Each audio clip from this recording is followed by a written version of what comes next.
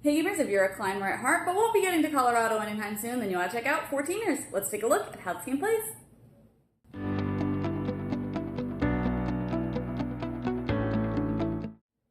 In this game, players are trying to score the most points by having the best climbs. Players will be given a card here that has some starting resources on it, and that'll be given out based on turn order. And then they'll also set up a deck of the climb cards based on player count.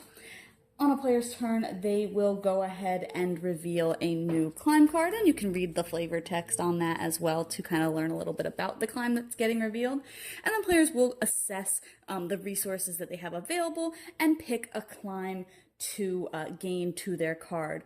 So I have two of these pickaxes and one of these shoes here, and so I think I'm going to go ahead and take Tori's Peak here. Now, not every card will have something on every side of it, but depending on where they do have things on them, that is where you can tuck them under your climber card. So in this case, I can tuck it under my gear, and I'll get two backpacks, which are can be used as either of the other two symbols that I have.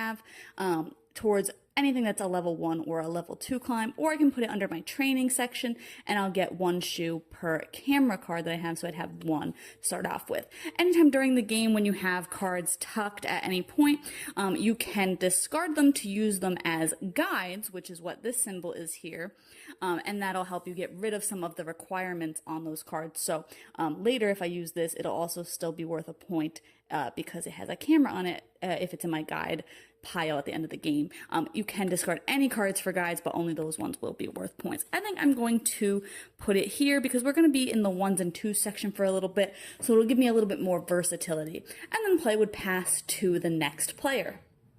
As players continue to tuck cards, they'll have more and more resources available. The gear will usually also give them conditional resources. The plan side will give them variable points at the end of the game, depending on how many of something that they have tucked under their card.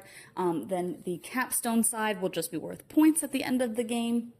Some of the cards will also have hazards on them shown here, which means that you have to have, in this case, a capstone before you can take this card. But again, if you discard cards as guides, you can ignore one of those requirements as well. At the end of the game, once players have gone 9 rounds, players will score. The first thing they'll score is the accolade. In this case, whoever has the most hazard climbs will get 4 points, and ties will be resolved with players getting equal amounts of points depending on how many players tie. Then players will also score any of their plans that they have. Again, those are variable based on the cards that they've tucked. They'll score up the points that are on their capstones. They'll add points for all of the guides that they use that have that photo icon on them. And then they'll total all of those points up, and the player with the most points will win. This game went by a lot quicker than I expected it to. I know it said in the rules only 9 rounds, but I just expect it to be able to kind of build up a lot more cards than I ended up doing. So it was a little disappointing because I wanted to be able to get more training and get more gear and just have a lot more cards because there was so many abilities which I thought were interesting, and I just felt like I couldn't flesh out enough of a strategy in only 9 rounds. I actually thought 14 would have been a better number of rounds, but beside the point.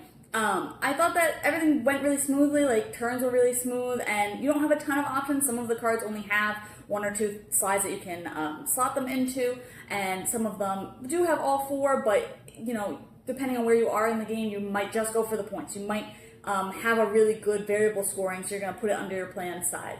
I like that you can throw cards away to use as guides, but I actually kind of thought that those were a little bit too strong. You could ignore so many of the requirements with those, and according to the rules, you could throw out multiple cards to do multiple guides, basically not have requirements for cards.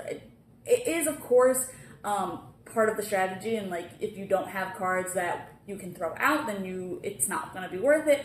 Or if you have cards that are scoring, you're not going to want to throw them out in order to just get another card because then you're losing points to do that. But I just thought that toward the end of the game, the last 1 or 2 cards that you're going to be picking up, it's probably worth it to throw out a guide or 2 to be able to get more points off of those higher level cards. So overall, it's a very quick game. It's very light.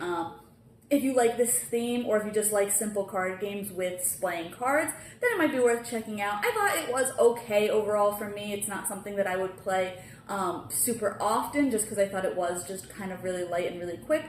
But It's a nice little filler and plays 1 to 4 players, so I think that it does work well if you like a nice, quick, light kind of card game. But you can check my full thoughts on the blog today. Decided to listen to you.